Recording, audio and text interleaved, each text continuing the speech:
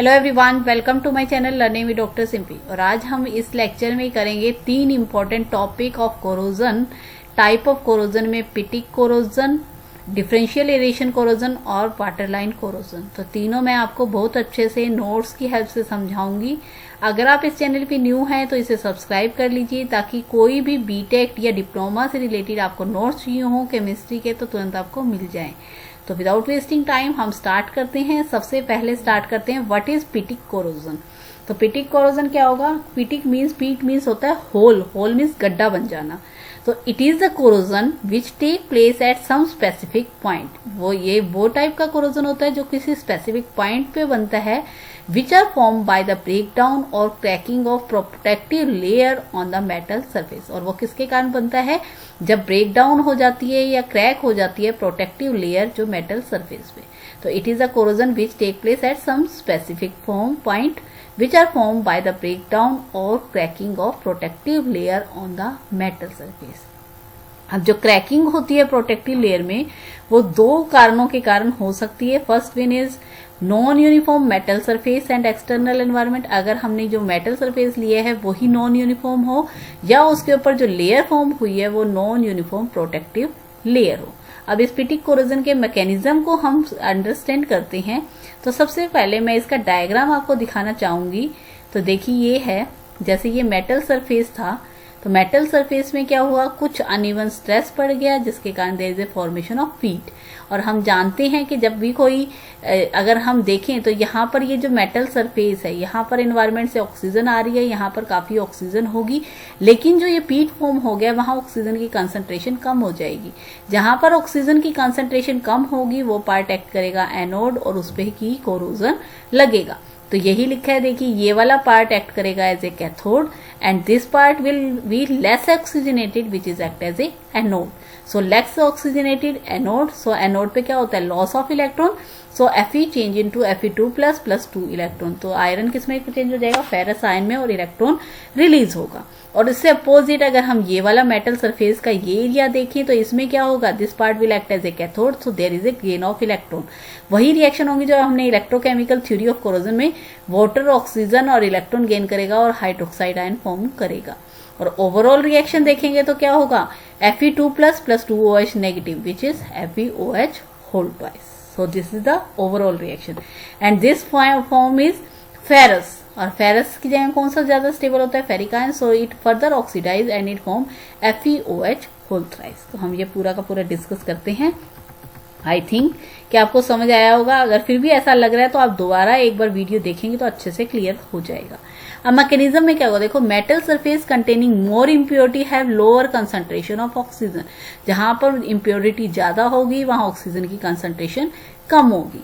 And this part act as a anode and the surrounding area will act as a cathode. जैसे मैंने आपको बताया जहां पर ऑक्सीजन की कंसंट्रेशन कम होगी वो पार्ट एक्ट करेगा as a anode and the other part will act as a cathode. तो रिएक्शन भी अभी मैंने आपको समझाई, एनोड पे loss of electron, so Fe change into Fe2 plus 2 electron. This is the reaction at anode where loss of electron take place. At cathode oxygen water in the electron gain करेगा and it form 2OH negative. Overall reaction में क्या होगा, anode और cathode की हम reaction को add करेंगे तो 2 इलेक्ट्रॉन से 2 इलेक्ट्रॉन कैंसिल आउट होंगे। Fe plus half of oxygen plus water change into Fe2 plus 2OH negative. ये लिखा है Fe2 प्लस 2OH नेगेटिव। ये दोनों मिलके क्या बनाएंगे, फेरस हाइड्रोक्साइड। ये फर्दर ऑक्सीडाइज होंगे और क्या बना देंगे, फेरिक हाइड्रोक्साइड। तो ये ओवरऑल मैकेनिज्म हो गया pitting corrosion.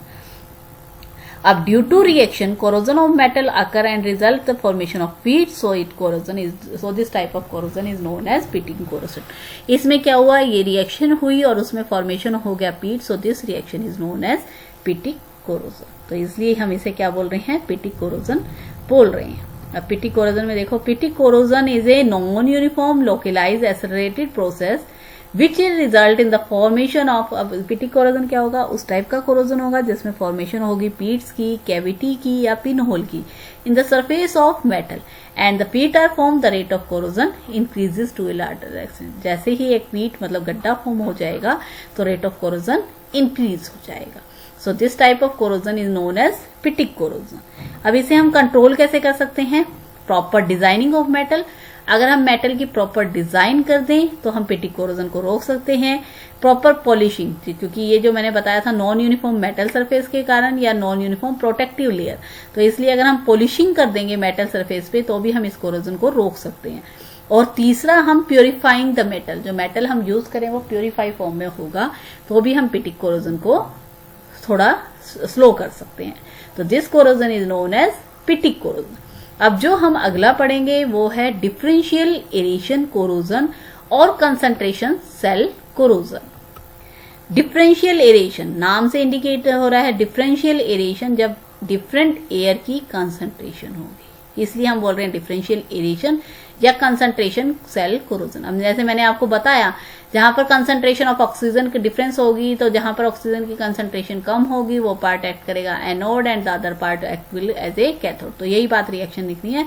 It is the corrosion which take place when different part of the same metal are exposed to different air condition। ये वो टाइप ऑफ कोरोजन होगा जब दो एक ही सेम मेटल है लेकिन उसका जो पार्ट है, कुछ पार्ट तो किसी एयर कंसंट्रेशन देखें ऑक्सीजन उसमें ज्यादा है और दूसरे पार्ट में ऑक्सीजन की कंसंट्रेशन कम है।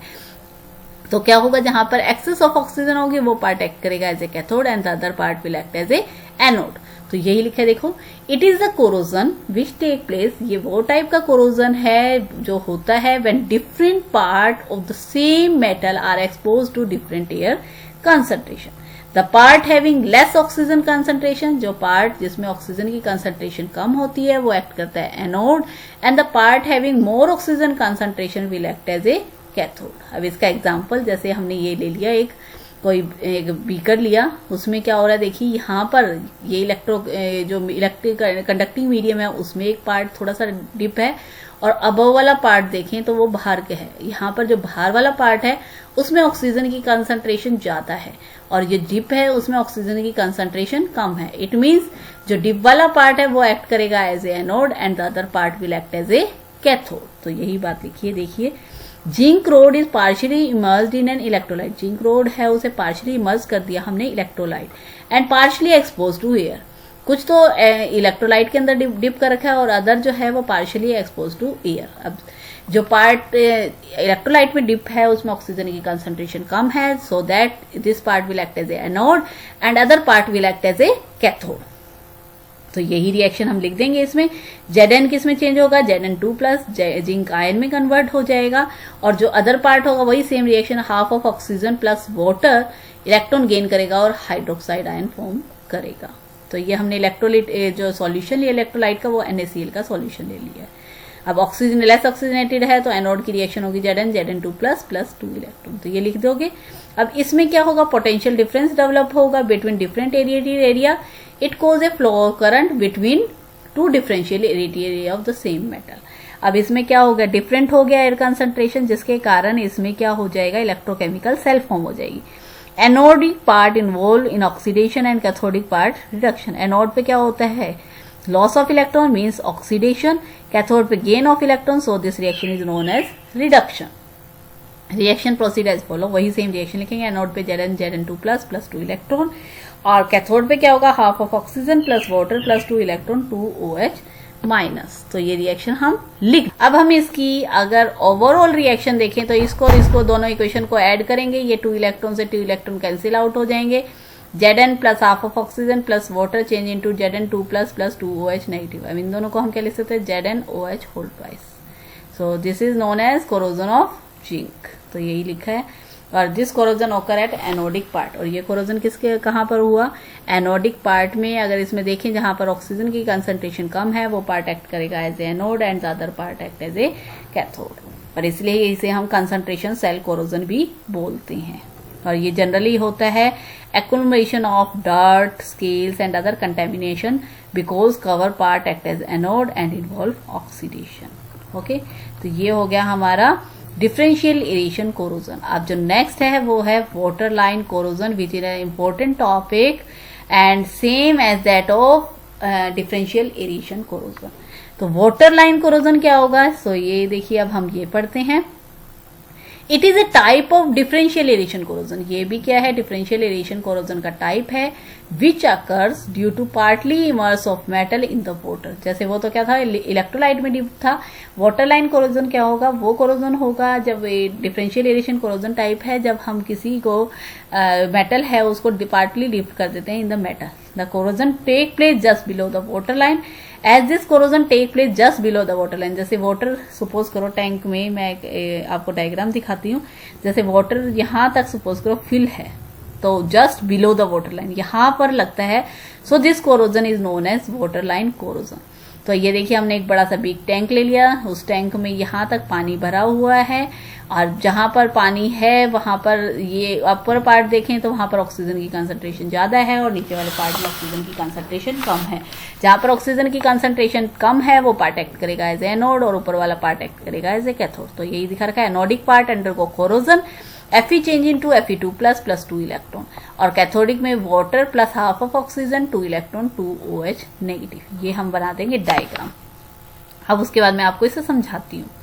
तो देखिए क्या होगा, it take place just below the water line, so it is known as water line corrosion. When water is stored in a steel और आयरन टैंक, जब वाटर को हम स्टील या आयरन टैंक में लॉन्ग टाइम तक रखते हैं, the concentration of dissolved oxygen at the water surface. अगर हम देखें वाटर के सरफेस पे ऑक्सीजन की कंसंट्रेशन ज्यादा होती है और अंडर सरफेस में देखें तो ऑक्सीजन की कंसंट्रेशन कम होती है। It form an oxygen concentration cell, जिसके कारण एक ऑक्सीजन कंसंट्रेशन सेल बन जाती है। जहां पर ऑक्सीजन की कंसंट्रेशन कम होती है वो पार्ट एक्ट करता है anode and the other part will act as a cathode. So potential difference develop हो जाता है और उसमें फ्लो होता है current from anodic part to cathodic and undergo corrosion as this take place under water line, so this is known as water line corrosion. ठीक है, उसमें फिर उसके बाद ये डायग्राम बना देंगे आप, जैसे ये बना रखा है वो रिएक्शन लिखेंगे। एनोड पे Fe2 प्लस 2 इलेक्ट्रॉन में चेंज होगा।